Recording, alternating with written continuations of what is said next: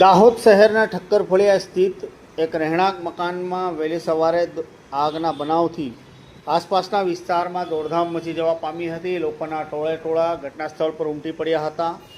આ તસવીરો ઠક્કર ફળિયા બદરી મોહલ્લા બાદશાહની ગળીમાંથી સામે આવી રહ્યા છે, જ્યાં આ રહેણાંક મકાન જેમનું નામ જેનુદ્દીનભાઈ ટ્રંકવાળા, એમના મકાનમાં ધડાકા સાથે આગ ફાટી નીકળી હતી.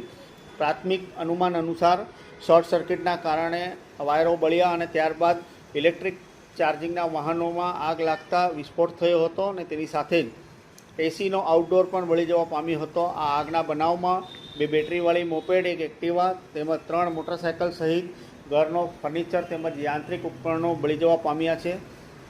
ઘટનાની જાણ દાહોદ ફાયર બ્રિગેડ તેમજ MGVCLને કરવામાં આવતા ફાયર બ્રિગેડ અને MGVCL ઘટના સ્થળે દોડી આવ્યા હતા. ફાયર બ્રિગેડે પાણીનો મારો ચલાવી આગને ઓલવી હતી, જ્યારે MGVCLે તાત્કાલિક અસરથી વીજ કનેક્શન દૂર કર્યું હતું.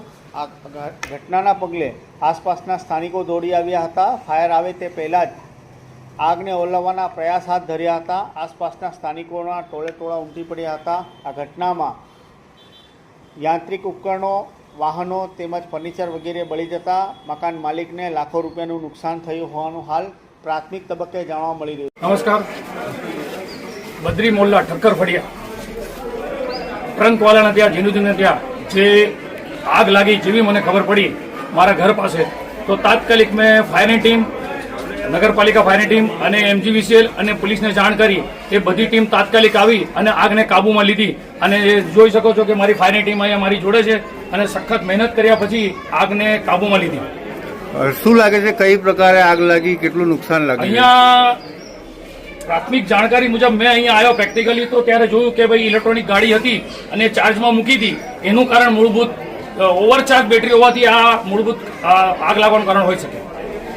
એનાથી ઘરમાં કઈ રીતે ગઈ? ઘરના અંદર જે રૂમ, એમનો ડ્રોઈંગ રૂમ છે, એ નજીક જ હતો અને પડદાને વુડનની બારીઓ લાગેલી હતી, એના લીધે વધારે આગનું સ્વરૂપ લીધું.